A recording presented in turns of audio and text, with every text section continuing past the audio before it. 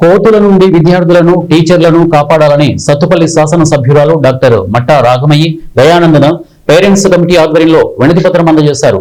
ఈ సందర్భంగా parents committee అధ్యక్షులు శ్రీనివాసరావు మాట్లాడుతూ ఖమ్మం జిల్లా కల్లూరు సాంఘిక సంక్షేమ గురుకుల బాలికల పాఠశాలలో కోతులతో తీవ్ర ఇబ్బందులు పడుతున్నారని వారు ఆవేదనకు గురయ్యారు. కళాశాలలో 640 మంది బాలికలు ఉన్నారని గత 3 సంవత్సరాల నుంచి పిల్లలు ఇబ్బందులు పడుతున్న దృష్ట్యా ఎన్ని ప్రయత్నాలు చేసినా కోతులు కళాశాల నుంచి వెళ్లిపోవట్లేదని, దానికి కొండముచ్చు లాంటి వేషంతో కోతులు అల్లించడం జరిగిందని, బాంబులు పేల్చమని ఇలా ఎన్ని ప్రయత్నాలు చేసినా కోతులు వెళ్లిపోవట్లేదని అన్నారు. ప్రతిరోజు విద్యార్థులను టీచర్లను కోతులు గాయపరచడం జరుగుతోందని ఆవేదన వ్యక్తపరిచారు. దీనికి ఏకైక మార్గం హాస్టల్ చుట్టూ ప్రహరీ గోడకు సోలార్ ఫెన్సింగ్ వేసి కోతుల నుండి విద్యార్థులను టీచర్లను రక్షించాలని పేరెంట్స్ కమిటీ తల్లిదండ్రులు కోరుతున్నారు. గురుకుల పాఠశాల విద్యార్థులకు వాష్రూమ్స్ సమస్య ఎక్కువ ఉందండి. ప్రభుత్వం స్పందించి ఆ వాష్రూమ్స్ త్వరగా కట్టియాలని కోరుకుంటున్నాం. మనం చేస్తా ఉన్నాం.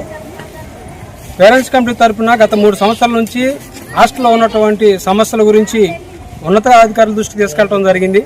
ఆ సమస్యలు ఏంటంటే ప్రధానంగా కల్లూరు హాస్టల్లో కోతులు బెడద ఎక్కువగా ఉంది. అంత మాత్రమే కాదు, బాత్రూముల విషయమై కూడా మాకు పెద్ద సమస్యగా ఉంది. అయితే ఈ కోతుల సమస్య వల్ల ప్రతిదినము పిల్లలు ఎవరో కట్ట కోతుల వల్ల గాయపడుతూ ఉన్నారు. పిల్లలే కాదు, ఉపాధ్యాయులు కానీ ఇక్కడ చేసే వర్కర్లు కానీ అందరూ కూడా కోతుల వల్ల ఎంతో సఫర్ అవుతూ ఉన్నాం. అయితే గత 3 సంవత్సరాల నుంచి తల్లిదండ్రులు అందరం కలిసి ఈ కోతుల సమస్య కొరకు చాలా ప్రయత్నాలు మేము చేయడం జరిగింది. బాంబులు పేల్చాం, తర్వాత ఈ యొక్క మాస్కులు అంటే కొండముచ్చు మాస్కులు వేసుకొని కూడా తిరగడం జరిగింది. అయినను ఈ సమస్యలకే పరిష్కారం కూడా ఎంత మాత్రం కూడా మాకు కనపడినట్టు అనిపించలా. అయితే గత సంవత్సరము పేరెంట్స్ అందరం కలిసి, తల్లిదండ్రులు అందరం కలిసి ఈ సమస్యకి ఏకైక మార్గము హాస్టల్ చుట్టూ